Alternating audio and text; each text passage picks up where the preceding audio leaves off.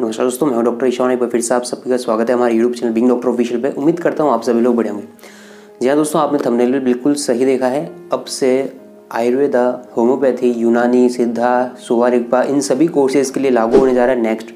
आप सभी को पता होगा, इससे पहले MBBS BDS में ऑलरेडी नेक्स्ट एग्जामिनेशन यानी कि नेशनल एग्जिट टेस्ट ऑलरेडी लागू हो चुका है और इम्प्लीमेंट भी हो चुका है। ठीक है, इसके बाद में अभी जो है NCISM, सभी आप जानते हैं। NCISM नहीं जानते मैं बता देता हूँ, national commission for Indian system of medicine. ठीक है, यानी कि जिस प्रकार से मेडिकल कोर्सेज की जो रेगुलेटरी अथॉरिटी होती है वो है NMC, उसी प्रकार से NCISM आयुष कोर्सेज के लिए बेसिकली फॉर BMS एंड यूनानी। ठीक है, BMS और यूनानी के लिए जो रेगुलेटरी अथॉरिटी है, जो बॉडी है, वो है NCISM। ठीक है, इसी तरह से होम्योपैथी के लिए होता है NCH, national commission of homeopathy. ठीक है, तो NCISM एंड NCH का एक रेगुलेशन 2023 जारी किया गया है, यानी गजेट नोटिफिकेशन जारी किया है अभी 20 दिसंबर 2023, यानी 20 दिसंबर को ये गजेट नोटिफिकेशन जारी किया है, जिसमें ये बात कही गई है कि अब से BMS, BHMS, BUMS यानी कि आयुर्वेदा, होम्योपैथी, सिद्धा, यूनानी, सुवा रिगपा, इन सभी कोर्सेज में नेशनल एग्जिट टेस्ट यानी कि नेक्स्ट की अनिवार्यता बताई गई है। और नेक्स्ट एग्जामिनेशन के बारे में नोटिफिकेशन में दिया गया है कि इन सभी कोर्सेज में नेक्स्ट इम्प्लीमेंट हो चुका है।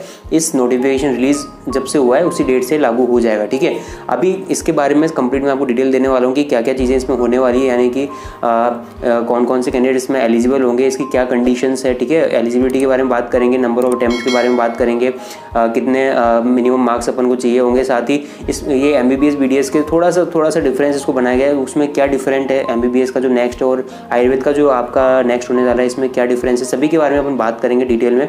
साथ ही कब से ये इंप्लीमेंट होगा, कौन से बैच से लागू हो जाएगा। काफ़ी सारे स्टूडेंट का ये भी कन्फ्यूजन है कि क्या इस बार से लागू होगा, कब से लागू होगा। ठीक है, इस पर भी अपन बात करेंगे। ठीक है, तो वीडियो को एंड तक देखिएगा और मैं गारंटी लेता हूँ कि नेक्स्ट फॉर आयुष कोर्सेज जो भी आपका डाउट होगा इस वीडियो को देखने के बाद में क्लियर हो जाएगा। ठीक है, तो वीडियो को अच्छे से देखिएगा। चलिए लेट्स बिगिन द।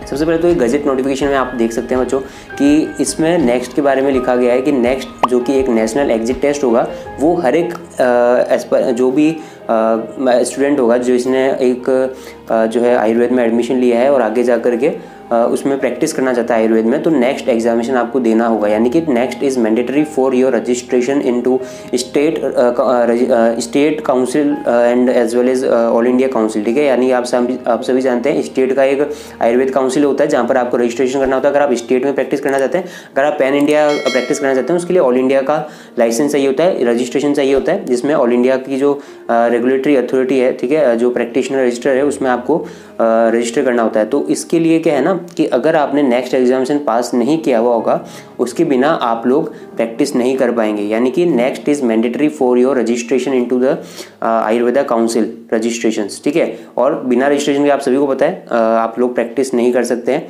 तो बेसिकली ये चीज़ है कि आपका जो नेक्स्ट है वो मैंडेटरी हो जाएगा आप सभी के लिए। अब बात कर लेते हैं इसके लिए कौन कौन एलिजिबल होगा, किस किस को एग्जाम देने की परमिशन रहेगी।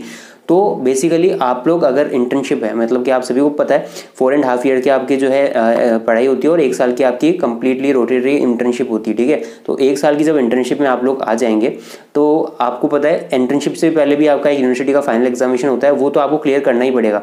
अब इंटर्नशिप जब आप करेंगे तो इंटर्नशिप करने के बाद में आपको ये एग्जामिनेशन देना होगा।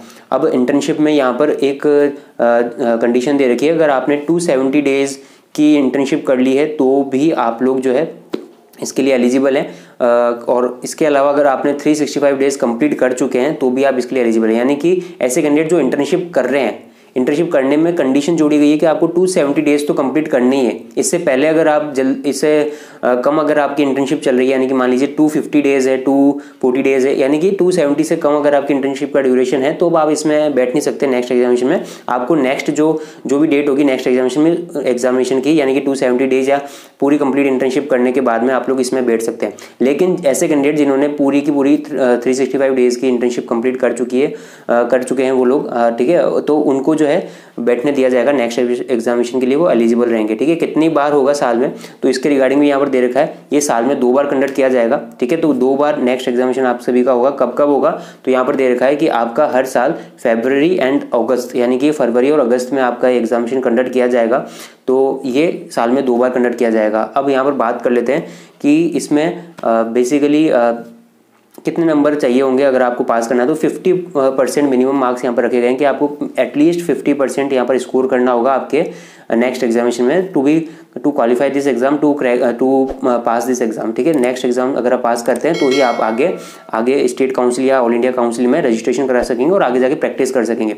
अब यहाँ पर जो चीज़ निकल के आती है, जिस प्रकार आपने MBBS में देखा होगा कि next examination will replace the PG entrance exam, NEET PG। ठीक है, उसमें ये चीज़ यहाँ पर क्लियर कर दी गई है MBBS में कि जो भी आप नेक्स्ट एग्जामिनेशन देंगे वो वैलिड होगा नीट PG के लिए भी, यानी कि अगर आप PG में एडमिशन ले चाहते हैं तो उसका स्कोर, नेक्स्ट का स्कोर ही आपका PG में एडमिशन आपको दिला देगा।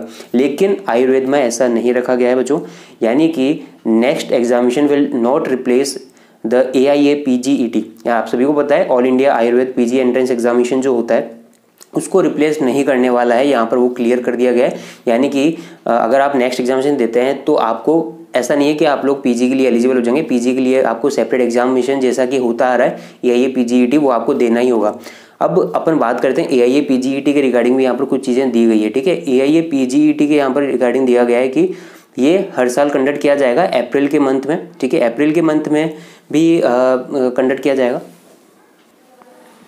साथ ही इसमें कंडीशन दी गई है कि अगर आपने 30 अप्रैल तक इंटर्नशिप कंप्लीट हो जाएगी आपकी, है ना, यानी कि अप्रैल में तो एग्जामिनेशन होगा, वो डेट बाद में NCISM डिक्लेयर करेगा, लेकिन बैठने के लिए इसमें जो एलिजिबल वही कैंडिडेट होंगे जिनकी 30 अप्रैल उस ईयर के 30 अप्रैल तक आपकी इंटर्नशिप कंप्लीट हो जाएगी, तभी आप इसके लिए एलिजिबल होंगे AIA PGET के। अदरवाइज अगर आपकी एक्सटेंड हो रही है यानी कि इंटर्नशिप इसके बियॉन्ड जा रही है, 30 अप्रैल से ज़्यादा अगर आपका ड्यूरेशन रहेगा, तो यहाँ पर आपको नेक्स्ट वाला जो AIA PGET है नेक्स्ट ईयर आपको अपीयर होना पड़ेगा। ठीक है, तो ये कुछ शर्तें, कुछ रेगुलेशंस में यहाँ पर ऐड किए गए हैं इस ड्राफ्ट में, और नेक्स्ट एग्जामिनेशन आपका कंडक्ट किया जाएगा।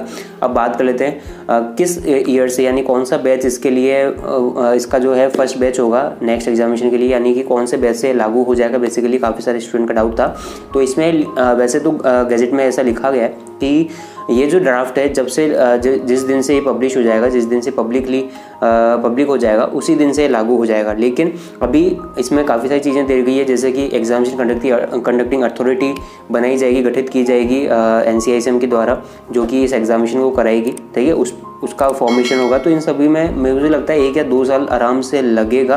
ठीक है, लेकिन फिर भी मैं एक्सपेक्ट कर रहा हूँ कि देखो 2018 बेस 2019 बेस से तो मुश्किल लग रहा है कि मुझे लागू होगा, 2020 बेस से थोड़े चांसेस बनते हैं कि ये लागू हो जाएगा नेक्स्ट एग्जामिनेशन आपका। ठीक है, हालांकि इस ड्राफ्ट नोटिफिकेशन जो कि NCH की वेबसाइट पर यानी कि होम्योपैथी का जो ड्राफ्ट रेगुलेशन है उसमें ये चीज़ लिखी गई है कि 20 जिन स्टूडेंट्स की इंटर्नशिप 29 नवंबर, ठीक है, 29 नवंबर 2023 से पहले कंप्लीट हो चुकी है, उनको तो ये नेक्स्ट एग्जामिनेशन नहीं देना है। लेकिन इसके बाद से जिनकी इंटर्नशिप होगी या फिर चल रही है उनको ये एग्जामिनेशन देना होगा, ऐसा यहाँ पर लिखा गया है। BHMS का जो ड्राफ्ट नोटिफिकेशन जो कि NCS की वेबसाइट पर है उस पर आपको ये चीज़ मिल जाएगी, है ना। यानी कि मोटा अगर मैं आपको बताऊं तो जिनकी इंटर्नशिप अभी चल रही है ना, हाल ही में चल रही है 2018 बैच 19 बैच, ठीक है, उनको मुझे नहीं लगता कि आपका ये एग्ज़ामिनेशन आपको देना होगा।